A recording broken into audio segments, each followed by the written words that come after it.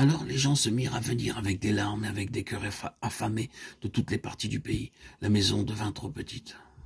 À nouveau, nous décidâmes d'avoir une nouvelle nuit de prière pour chercher la volonté de Dieu. 25 d'entre nous montèrent sur une colline et passèrent la nuit entière en prière pour chercher et connaître la volonté de Dieu pour les jours à venir. Nous ne savions pas que sur cette colline se trouvait un très ancien sépulcre musulman plein de 1000 pattes et de scorpions. Peut-être ne connaissez-vous pas les scorpions en France, mais aux Indes, nous en avons des multitudes. Leur piqûre est extrêmement désagréable et douloureuse. Au début de notre réunion de prière, nous nous éclairions avec des lampes à pétrole. Cette lumière attirait les scorpions et les 1000 pattes qui étaient cachés dans le sépulcre. Chaque fois que nous mettions à genoux, les scorpions et les 1000 pattes arrivaient de toutes parts. Toute la nuit, nous fûmes occupés à tuer des scorpions et des 1000 pattes. On les entendait venir par le bruit de leurs pattes sur le sol. Cette nuit-là, nous en avons tué des centaines. Le lendemain matin, quand le soleil se leva, le Seigneur nous parla. Attendez-vous à ce que des scorpions et des 1000 pattes vous attaquent lorsque l'œuvre nouvelle sera commencée. Mais n'ayez aucune crainte, ils n'auront qu'un succès et ne pourront rien faire contre vous. En effet, miraculeusement, pas un seul des 25 d'entre nous ne reçut la moindre piqûre, malgré les centaines de scorpions et de 1000 pattes tués cette nuit-là.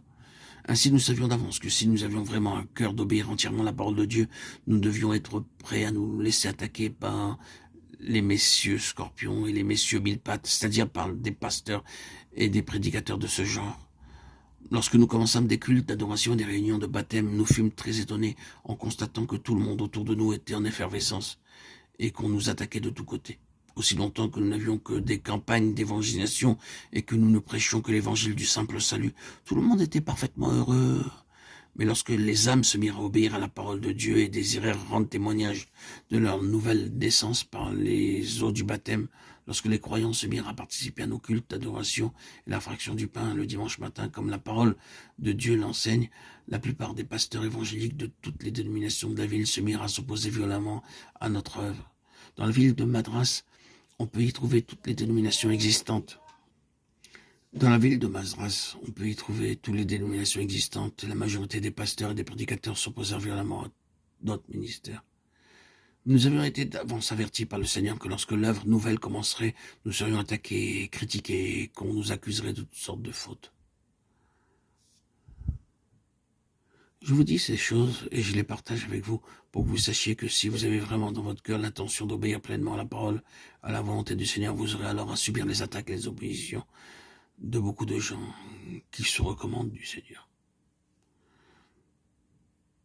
Un jour, vers midi, un groupe constitué d'une douzaine de pasteurs ou dirigeants va me trouver. Ils appartenaient à différentes dénominations, baptistes, presbytériennes, luthériennes et anglicanes. Ils me dirent, évidemment, nous sommes reconnaissants envers Dieu pour l'œuvre que vous avez faite en prêchant l'évangile dans notre cité, de sorte que beaucoup d'âmes ont été sauvées. Cependant, nous avons deux grands griefs contre vous. Pourquoi donnez-vous aux gens un second baptême? Je leur répondis, voulez-vous me faire voir dans les Écritures au moins un seul passage où les montrer un baptême d'enfant? Et dans la parole de Dieu, 51 références au baptême des adultes croyants. Mais il n'y a dans la Bible aucune référence faisant état d'un baptême d'enfant. Montrez-moi donc dans la Bible, n'importe où vous le trouverez, un seul exemple de baptême d'enfant. Ils me répondirent alors, nos grands-pères, qui étaient des hommes pieux et craignant Dieu, baptisaient toujours les petits-enfants. Dites-nous, étaient-ils tous dans l'erreur? Je leur dis, mon grand-père était aussi un homme très pieux. Je leur répondis, mon grand-père était aussi un homme très pieux. Dois-je obéir à mon grand-père ou à la Bible? Ne me dites pas ce que disent les grands-pères, mais dites-moi ce que dit la Bible. Montrez-moi dans la Bible où l'on baptise des enfants. Ils me dirent, nous ne nous étions pas préparés à cela. Je leur dis alors, s'il vous plaît, fixez-moi un autre jour et un endroit précis. Et venez avec tous les pasteurs et les membres des comités des églises. Mais s'il vous plaît, veuillez aussi prendre vos Bibles avec vous, afin que tout ce que vous dites puisse être vérifié et attesté par la parole de Dieu. Moi, je viendrai seul, et vous pourrez amener le nombre des pasteurs que vous voudrez. Ainsi, le jour et le lieu furent fixés, et personne ne vint.